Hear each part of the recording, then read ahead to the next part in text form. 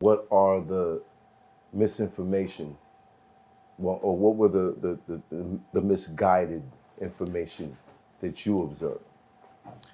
Well, just the way they put these packages together and put these tickets together and don't call half of the people that really had an impact in this. And then the lowballing them.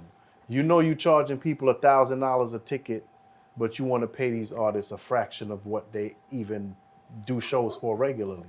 Know what I'm saying? Like people came to me, offer me half of what I charge. I'm like, for what? Y'all got this sold out shit popping. Y'all charging $1 million. You feel me?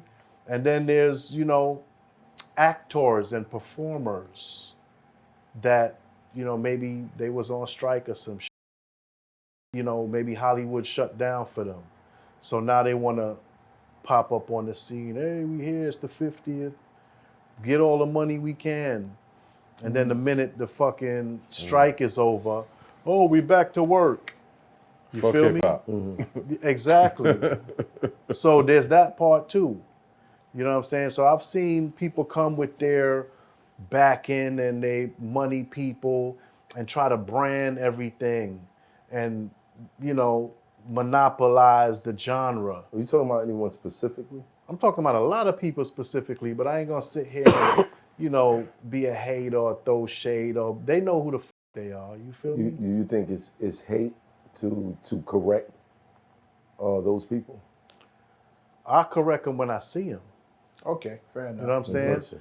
Yeah, I ain't gonna choose a platform to be like slandering or slanderous. Yeah. And actually, I've reached out on a personal level to some of them, so I kind of know where they at already. You know what I'm saying? And I know who didn't respond. So I get it.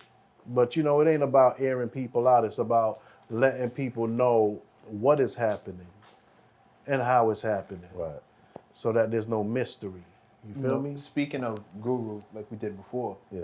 he was very adamant on saying the name of the boogeyman. Yeah, because you can't fight the boogeyman. Can't fight they. When you say the name, and you can point a finger, you can pick out dates, you can grab information and be like, you're the culprit. Yeah, well, you know what I mean? well, see, these people move in their own circles and their own shit. When I see them, I'm gonna put my finger in their face. You feel me? I ain't got no problem with that, but I ain't gonna sit around and use platforms to call people out and say names and blah, blah, blah. That's, what I mean? I'd rather just tell a motherfucker to his face, nigga, you fake. You feel me? That doesn't affect their bottom line. Well, yeah. And, well, I ain't and that's really why trying things don't change. Yeah, you know what though? That's why things don't change. Yeah, but I ain't trying to affect everybody's bottom line. I'm just letting motherfuckers know I know. I Right. see you. I see you. You feel me? You still fake. You still don't write your own shit. Never did. You feel me? There's a difference between an artist and a performer. Facts. There's great performers. Facts. Right. They dance. I don't know. They wear great costumes. You know what I'm saying? I'm trying to checking off names with the description, like, They wear great costumes. He said actor. He said, okay, Check don't them write all his own off. shit. Wait a minute. Yeah. Wait a minute. I have an idea. I have an idea also. There's a bunch of people. There's a bunch of ideas. There's people that are performers, and there are people that are artists. You know what I'm saying? There are people that claim to be the best, and there's people that are the best. You understand?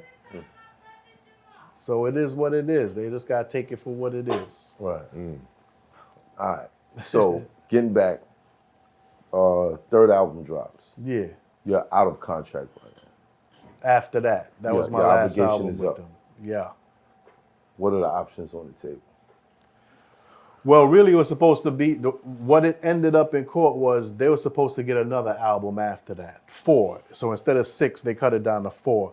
But there was an option after 3 that if they didn't want to pay this amount for number 4, that we got to part ways. So I had to go through that process and wait to see if they was going to stick around or part ways. And then we all agreed amicably to part ways. So we parted ways. And the thing for me was, shit, I'm free of this bullshit.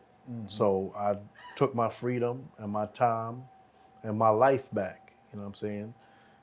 I had kids, raised my kids. You feel me? Stuff like that. So I was getting into just real life. So what we got to realize, man, is we grow up in this entertainment industry, but this a real world. This world ain't no on TV. This ain't for TV. TV emulates life. You know what I'm saying? But I've always lived my life.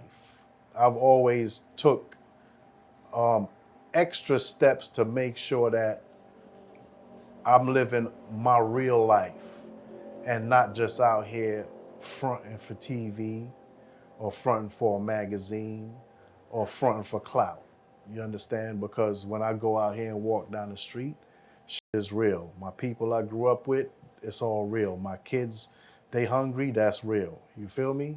My parents, they real. God bless them, they still alive. Right. So That's for sure. I take life for real. I don't take life for a show or for content. You know what I'm saying? What's real is special ed?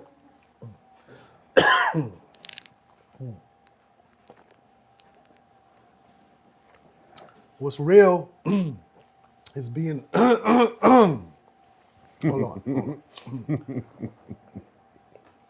I asked that last question though because I'd heard Dr. Dre wanted to sign you at some point.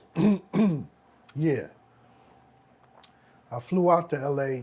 Hold on. Excuse me.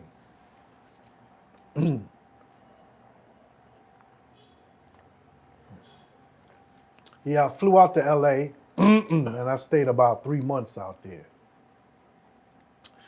And I was waiting to get the deal done. With Dre.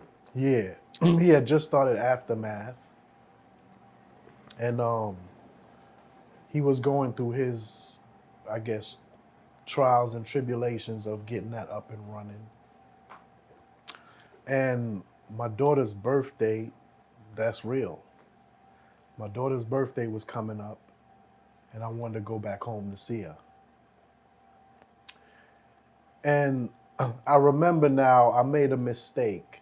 I did a interview where I said that when I went home, Tupac died, but it was actually Biggie. Because I remember, because I was at the La Montrose. And when I left the La Montrose, Biggie was coming into the La Montrose. So he was staying there when I was leaving. He was coming in. And when I got home, I was chilling, and then the news came out that he got killed. So it was actually Biggie. Wow. And that kind of fizzled the deal. Because the tension, everything going on, and they just assassinated Biggie on the West Coast. And you're an East Coast rapper. Right. Yeah. So the deal fell through, and it was like fucked up, but it was more fucked up that Biggie died. So that happened.